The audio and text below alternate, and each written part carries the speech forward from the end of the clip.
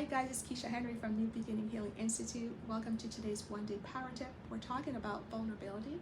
To be specific, emotional vulnerability. Did you see my post today? I was laying in the grass at home with my white belt on, and I was just laying there. Oh my gosh, this morning was interesting. So how did that come about? Well, before I get into how that came about, so my post today says success requires vulnerability.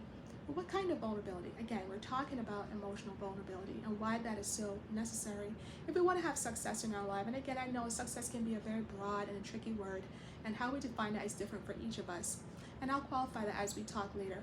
However, going back to the picture that you saw, I was working out this morning and I looked up. It was nice outside. The breeze was blowing, was crisp. I saw the blue jays flying in the back of the yard and the butterflies. I had to think about that. And I was just like, oh my gosh. And then I looked down and I saw the green, the purple plants, and I'm like, this is really nice. And then suddenly I heard this voice that says, go lay in the grass.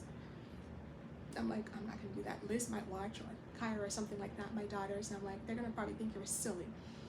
And then another voice said, so what? I'm like, all right. So I went over there and I just laid down and I felt so good. And I happened to look up and gaze into the sky. Such an awe. I felt at peace.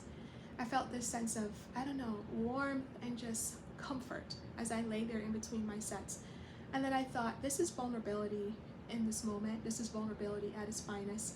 I was thinking about that quote by Brené Brown talking about, innovation, thinking about creativity.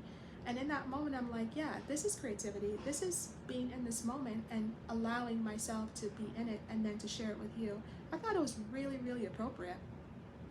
And so fast forward. So how much of us really still explore and allow ourselves to be emotional vulnerable rather, so we can truly have the connections that we desire to have, or we can find ways in our lives that we have just not tapped into? Well, let me ask you this. Remember growing up, and perhaps you can look back at some of your baby pictures, right? All of us had to learn how to walk by crawling. So crawling, on your knees, going from the couch to the chair, locomotion, learning how to explore your environment so you can find the joys of things in the environment, so you can learn how to walk and move on through other stages of life and find the joys in those other stages. But you first had to crawl and you had to walk, and you had to have some bumps and bruises in the way too. But then what happens when we get older is that part of us seems to get covered, and it gets covered by other vulnerabilities. Like, we have financial vulnerabilities. Let's just face it, we have the financial sector that we all depend on, and given our current situation with the debt ceiling, right? I mean, it can feel very unpredictable and not very dependable. So those are vulnerable points that we're all concerned about, and sometimes with that seem to be at the fore, it kind of overshadows these other parts of us that perhaps are equally important. What are some other vulnerabilities? Social vulnerabilities, societal ones, meaning there are systems in our society that can at times leave us feeling, isolated because there's so many expectations placed upon us. For example, what success should look like. Perhaps, there are social conditions that perhaps leave us feeling disenfranchised or leave us feeling discriminated or prejudiced against. So yeah, we have those kind of vulnerabilities, and let's just face it, those are really, really harsh because they really impact that aspect of us that I'm going after this afternoon, talking about emotional vulnerability. It makes it hard to tap into that. It makes it hard to connect to yourself and connect to others when you have these other pressing things going on. What are some other vulnerabilities? Physical vulnerabilities. Aging. As we age, the body does some crazy things, and we don't have control over the aging parts of our body, and it may require more attention, and that can be also financially debilitating. We talked about financial vulnerabilities. What are some other vulnerabilities?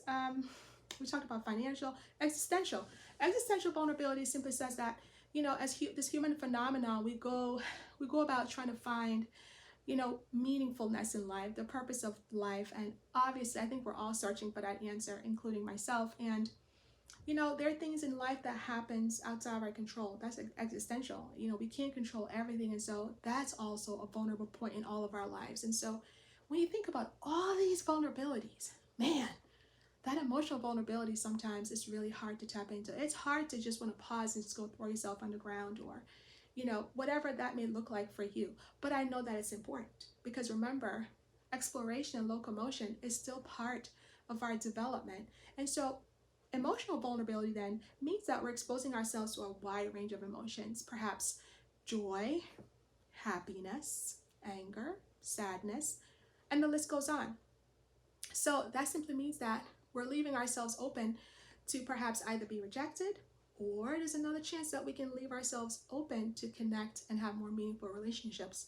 So, so in either case, with emotional vulnerability, it leaves room, right, for you to learn how to connect to others, and those persons that reject us. It also allows us to set boundaries for ourselves. So we're still learning. So in either case, you are still having success. And so it's important then to tap into your emotional vulnerability, you know, like I did this morning, this innovative part of me that just kind of just spoke, go lay in the grass. And I think it's important for us to realize that emotional vulnerability, there are several opportunities for that. Maybe it's when your kid says, let's go to the movie. You typically don't go. I'm guilty of that. Like that's not my thing.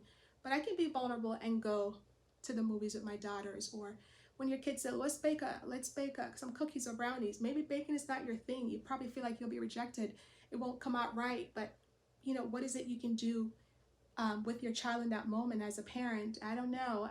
So again, I can go on and on about different examples about emotional vulnerability. But that, remember, it's really bringing about, it's this birthplace for innovation, change, and creativity. What can you do with that? There's a lot you can do. There's a lot.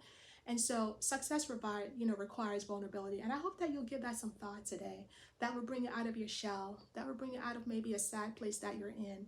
Or maybe give you perspective on the relationship or your different ways of interacting. So that's emotional vulnerability today. Thank you for watching. And we'll talk again next time. And let's see what we talk about next time. Let's see what else we can be vulnerable about. Thanks for watching, guys.